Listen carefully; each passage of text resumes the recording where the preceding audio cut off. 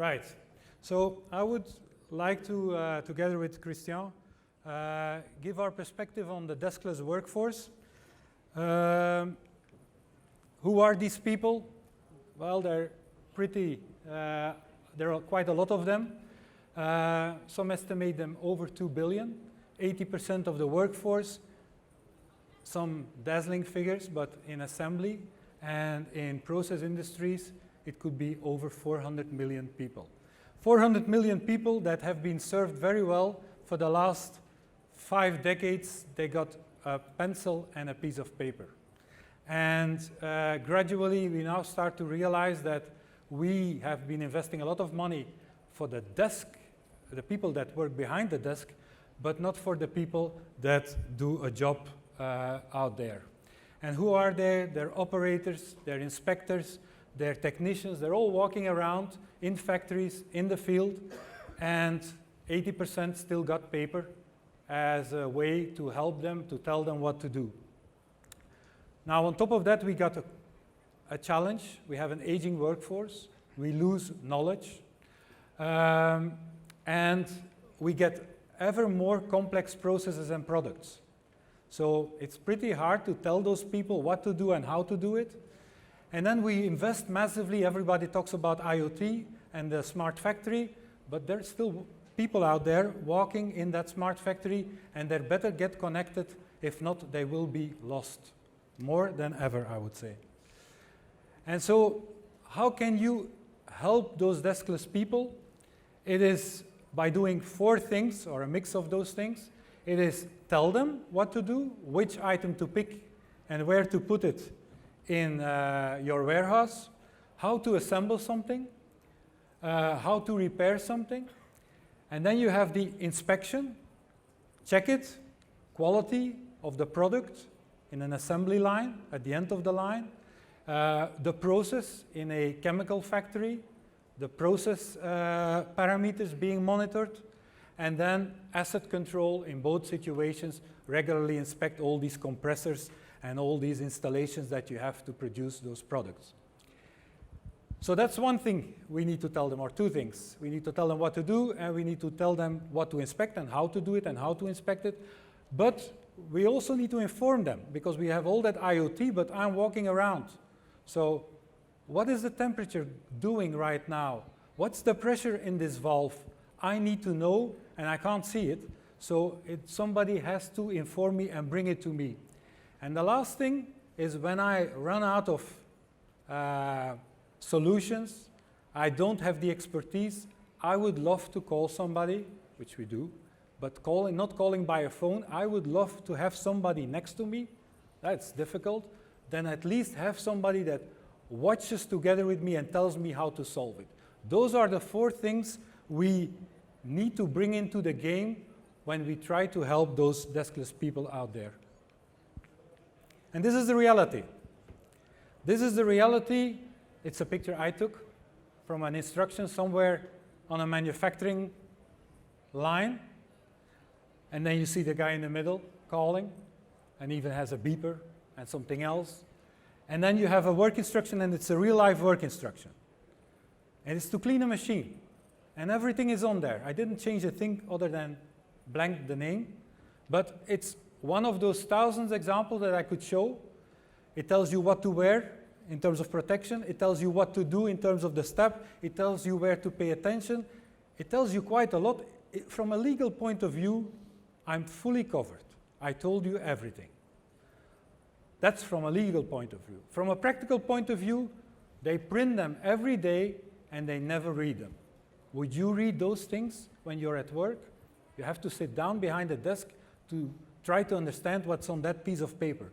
And so there is a mismatch with what we think an instruction should be or a guidance should be for somebody at work, but nobody is going to be able to use that. Now, guiding people at work, it sounds easy and it's damned difficult. Why? Hands-free, because you need to be working. Do we need a proof of what you're doing? With the paper, we never have a proof. Nobody knows whether we ever Yeah, printed maybe, reading it, we don't know. Do you want the operator to give you feedback while he's doing it? Must it be dynamic? Because I could say, check whether the recipe is okay, but the recipe for 50 kilograms, for 100 kilograms, for 200 kilograms, it's always the same checks, but it's a different recipe. It's the same recipe with a different quantity, so whatever you check needs to be adapted. Do you update those things? A new version, a new change? Do you see what I see when you on the phone? I have a problem. Yeah, what is your problem? I don't understand. What are you saying? It's all the typical problems we have, and then I'm not connected. Everywhere in factories you drop, connection drops or it gets bad. And so there is quite some challenge in this simple thing, guiding people at work. Now we started once upon a time, 5 years ago, with surgeons, and surgeons are the ultimate deskless workers. Highly educated, happy to get technology, but a few hard constraints. They need to have their hands free. They need to have their eyes focused on the job, or you get really big mistakes. And so, whatever you tell these people, they don't want to be distracted. It must be snackable in a blink. Whatever you tell them, if you're saying, yeah, the information is up there on the monitor, then they have to drop everything, walk. By the time they come back, they forgot what they've been reading on the monitor. It must match their real workflow. We learned from surgeons, this is a very correct information. Yes, but it's irrelevant with regards to what I'm doing right now. So you're irritating me. This is useless for me. Maybe in 5 minutes you can tell me that, but now it distracts me. And last thing is, everybody writes instructions for our people. Your people don't exist. Your people, it's the average of somebody with 2 years on the job, 2 days on the job, or 20 years on the job. And they have different needs. So when you tell all of these things, now suddenly guiding people at work becomes a very difficult thing to do. And I would almost say mission impossible. Why mission impossible? Because I'm asking you to do two things at the same time. Read my instruction, follow what I'm telling you, and keep working. So none of us men can do two things at the same time. Some extraordinary women claim they're capable to do that, but it's almost mission impossible to do it, and so you need to balance it very carefully. The other thing is this, there is a big difference. It's a totally different world between guiding people and training people. Guiding is at work, somewhere up there with tools in your hands, with an 8-hour shift, with safety risks, and so on. Training is in a classroom or in a secured area of your shop floor, and it's for 1 hour, and so it's a totally different situation. Now, the technology. What can the technology bring us? We have connectivity, processors, sensors, and basically we leverage all three of them in software and in hardware. And if we want to bring a solution to the deskless workers, we need to bring something that combines those two, software and hardware. And I will first talk about the hardware. There are two families of hardware, and whatever I'm saying, it only relates to execution on the shop floor, in the field, not related to training. When I'm down there in the field, I can do two things with the hardware. It's either monitor, where are you allowed to be there? Are you still alive? Are you stressed? Or inform you. This is what you need to do. This is how you should do it. And it's two families because it's other hardware. You have the $5, $20 things you can put on a helmet, you can put in your jacket, whatever, and it's just monitoring. The sensitive thing about that is the privacy, GDPR, the unions. Are you tracking me? So informing is a little easier, I would say. Well, it's not easier in terms of doing it. It's more complex, but maybe the adoption is a little easier. There are two types of technology in smart glasses, and it's a different world. When people put them on the same slide, it's apples and oranges. You have the real augmented reality, mixed reality goggles like the HoloLens, which is fine for a classroom, perfect for training. It's really good stuff for training, but nobody is going to put that for 8 hours in a row in a warehouse on his nose. So if you see a HoloLens in a warehouse, sorry, it's smoke and mirrors. Nobody wears that. If it's in a training room, perfect. And then you have these other devices, I call them assisted reality or informed reality glasses, and they have a typical small display, but they leave your eyes focused on the reality, because that's the most important thing for you at work. It's to focus on what you need to do. And so it's an unobstructed view. It's 50, 70, 80 grams. It's comfortable to wear, and it can be combined with safety glasses. And then in terms of the hardware, this variety, it varies. Some tether with a phone. That has advantages because it makes the glasses light and very powerful. Some people don't like to be tethered. Some have an ATEX, like the RealWear at the bottom, and some announced that they will have one. Some have a bionic eye. The Iristic is the second one. Has a bionic eye and is capable to scan very small barcodes or zoom into very small details. And you have the Coppin, which is leveraging a phone, and then you have the very lightweighted, all-in-one solution, the Google Glass, which is up there as well. And so those are the differentiators. And the two use cases is pretty simple. The first one is, let me see through the lenses of your glass, through the camera, and I'll talk to you and tell you what to do, remote assistance. And the other one is, okay, whatever I show you on a phone, I will now not show you the instruction on a phone, I will show you the instruction in a little display. Can we, okay, sorry. In a little display somewhere on that smart glass. And then there is remote assistance. Thank you, Peter. So Peter is head of Proceedix, as you can see, and I'm the head of AMA Xpert. And so we bring here, in fact, the possibility to do assisted reality. So you hear a lot about AR, VR, XR, and everything. What we like in AMA is assisted reality. It's AR, but with other words. And actually, it is working very well. And like Peter, we've been working for the last 5 years in building very good software that enable you to do a number of things and to communicate with a third party. We have applications and solutions that can zoom, that can annotate, that can take pictures, share pictures. You can make video calls or chat. And all this is enabling all this to go further. So we support virtually all connected glasses because you don't want to use one in particular because you need special connected glasses according to what you're doing. The weight, what it can bring, monocular, binocular. We manage security. There are a lot of connectivity challenges, so we work in kind of friendly environments and very adverse environments, and sometimes use also satellite communication.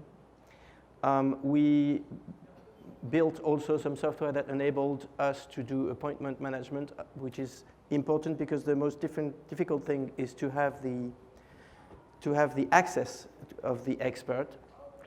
And then we are now connecting all sorts of hardware devices, from connecting external cameras as well as endoscopes, microscopes, and so on, so that we can enrich all the capabilities of the person that is actually trying to resolve the problem.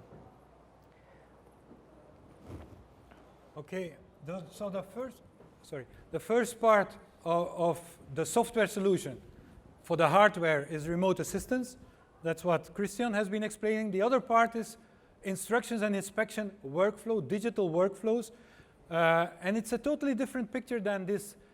This is, by the way, a workflow that is a derivation of the first sheet you have been seeing on how to clean a machine. But this is now suddenly something totally different. It's step by step informing you what are your protection materials that you need to wear, what do you need to do, and it goes step by step with you through the flow, which is totally different compared to a document that is there for reading.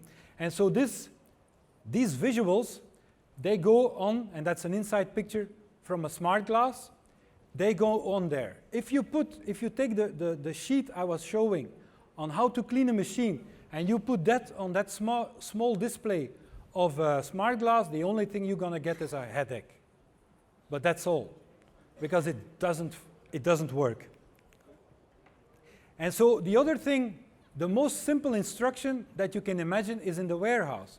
Pick 5, put there, and do that 20,000 times in a week. Well, the thing is this. In a warehouse, we have paved the road for smart glasses because we have voice technology. Vocollect, other things, they all have the little computer on their hip, they have the headset, they talk, and they get verbal instructions. Go there, take 5, put there. So it's proven technology, it's out there for 20 years. Why is smart glasses? Is the road paved in a warehouse? In the end, smart glasses, they are exactly the same. The only thing they add is a little display and a camera. And that's a big advantage because now I can not only give you verbal instructions, but also give you a visual clue, and you know the Chinese saying. And then you have the cameras to scan, and you don't only have the voice to talk to it, you can also use a touchpad or an extension. And there is Moore's law. Moore's law definitely giving an advantage to those smart glasses that are tethered to a phone. Because phones, they produce them with hundreds of millions, they get very powerful for a cheap price, and so when you leverage a smart glass on a phone, you're surfing on Moore's law, and doing that is perfectly identical DNA as voice technology, and so in the next 5 years probably will be replacing it. I think in instructions, the differentiator is, are you working only for a glass? Or can your instructions be displayed on a phone? Can it work online, offline? What is the power of your workflow engine? Do you execute? Do you log every execution detail? Do you have the integrations? Do you have the right UI? Those are the differentiators for digital workflow software. The value is quite straightforward. The easiest case, I call it the no-brainer, is what Christian is bringing to the table, is remote assistance. If you save one trip, one airplane ticket, 2 days time lost by your technician to come out there, and then your customer, okay, you need to reset it by pushing those 2 buttons. That's a pity. Well, saving that by leaving a glass and hooking in from a distance and telling the same thing to the customer and avoiding 7 out of 10 times travels, it's a no-brainer. The gain is within the week. In the instructions, it depends. Because you can give the instructions on a phone, or you can give you them on a glass. What's the difference? The difference is mainly it's hands-free. That's the big difference. But when it's hands-free is important in quality control, for example, in machine assembly, then you get reductions in administrations, reductions in time, and most of all, a big improvement in terms of the execution compliance. Yes, you have a proof, we've done it. And so there is an interesting article of Emergence Capital, why companies claim to be ready to invest in wearable technology for deskless people. And the 2 big ones, shouldn't be a surprise in manufacturing, productivity, cost savings. It's normal. But the good side is this, both solutions offer possibilities, and so this is maybe opening the doors, this ROI discussion is opening the doors for this technology. Now 2 slides on our solution.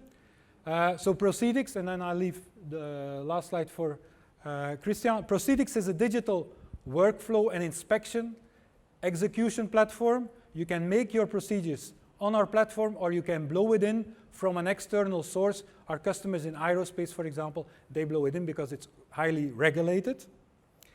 And then we distributed it to any kind of a device. It doesn't matter. Our content fits on a glass, it fits on a tablet, it fits on a computer screen. And then we capture not only what the operator is telling us, but also what the device is telling us. And when you're online, it's stored immediately on the server in a unique execution.